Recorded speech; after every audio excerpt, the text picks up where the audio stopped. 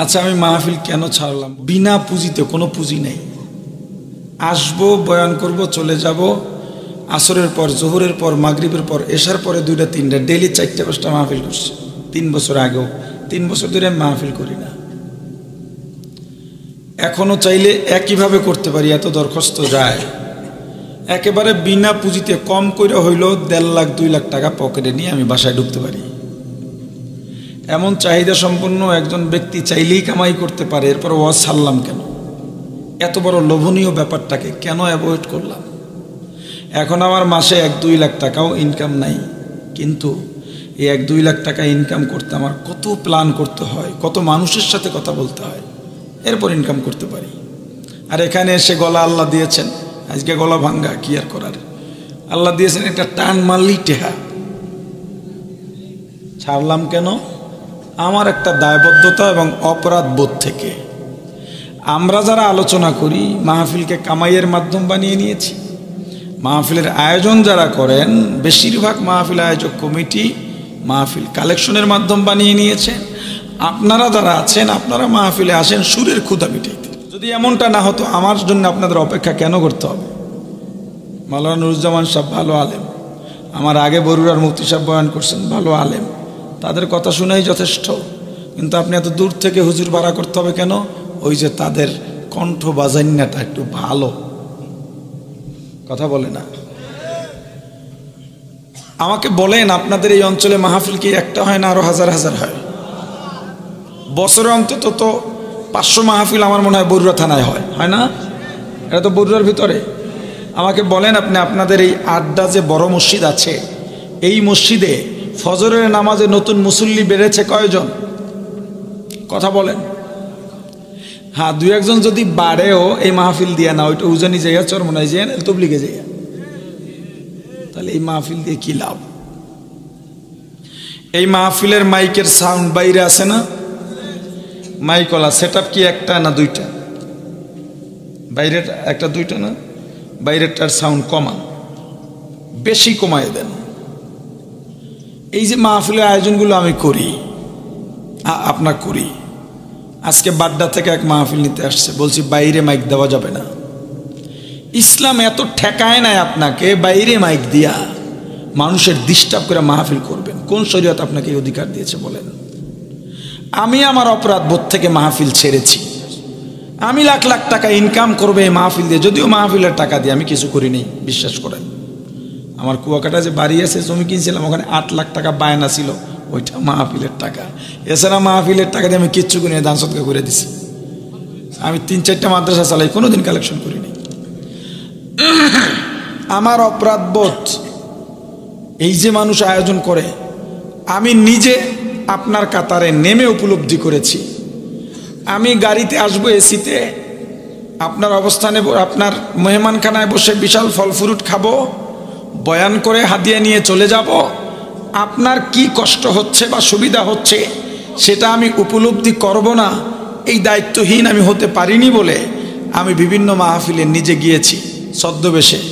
না হয় কমিটি দেখলে কি হুজুরের দাওয়াত ছাড়াইছে, হুজুর 10টা মিনিট কথা বলেন, শ্রোতারা ভিড় করবে। আমি গিয়ে কি দেখলাম, যে দুপুরের পর থেকে মাইকিং চলে, মাইক চলে, এলাকার মানুষ একজন আর একজনের সাথে কথা বলতে পারে না, মাইকের আওয়াজে শোনায় না, মোবাইলে কথা বলতে পারে না, জরুরি কল হতে পারে। আমি দেখেছি তারা মাহফিলকে গালি দিচ্ছে। আচ্ছা, যারা বিয়ে করেছেন, সন্তান আছে, আমার একটা কথা সাক্ষী দেন।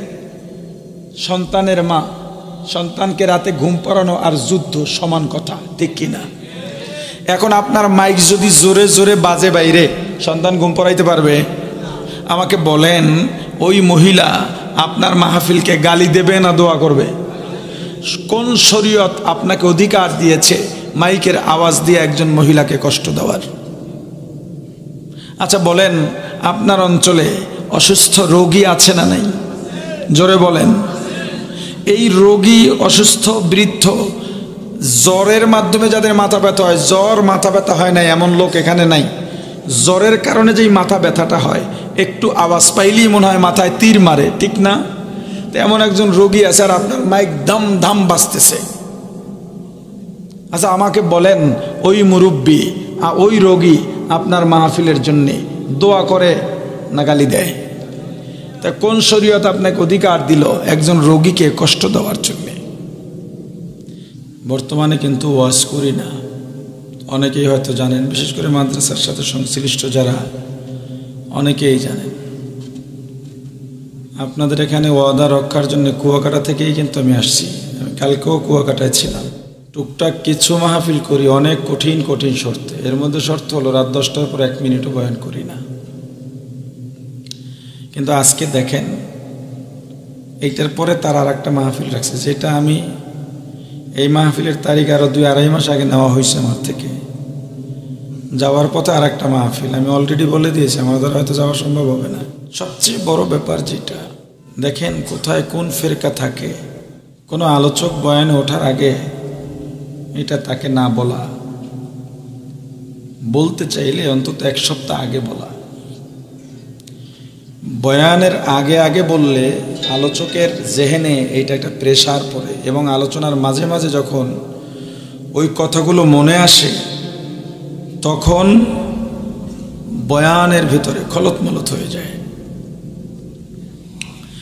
দ্বিতীয় কথা, বয়ান হলো মানুষের রুহের চিকিৎসার জন্য। কেউ যদি বলেন কোরআন হাদিস দিয়ে কথা বলেন, কেউ বিরুদ্ধে বলেন না, এটা হলো স্ববিরোধী কথা। নুরুজ্জামান হুজুর আমি অনেক আগে নিশ্চিন্তপুর আলিয়া মাদ্রাসার প্রবীণ আলেম,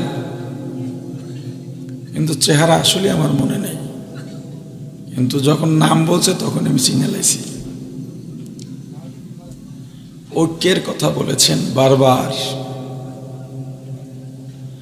ঐক্য মানে এই না যে যে চুরি করে তারে চুরির থেকে না ফিরাইয়া গৃহস্থর লগে মিলাইয়া চালাম, কথা কন্যা দিই। যাই হোক, ওয়াজ মাহফিল এখানে অতিথিও বলেছেন, নিশ্চিন্তপুরের হুজুরও বলেছেন আপনারা আরো বড় আকারে করবেন, এটা আল্লাহ কবুল করুক, আমি দোয়া করি।